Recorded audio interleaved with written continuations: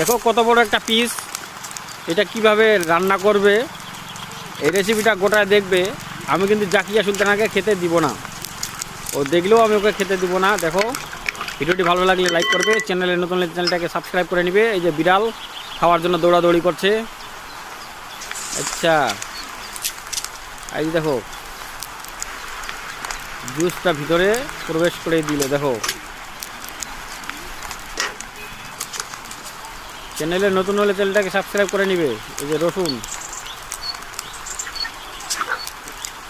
দেখো কত সুন্দর করে মাখিয়ে দিচ্ছে মশলাগুলো। এগুলো বিদেশি কুকুরের বাচ্চা।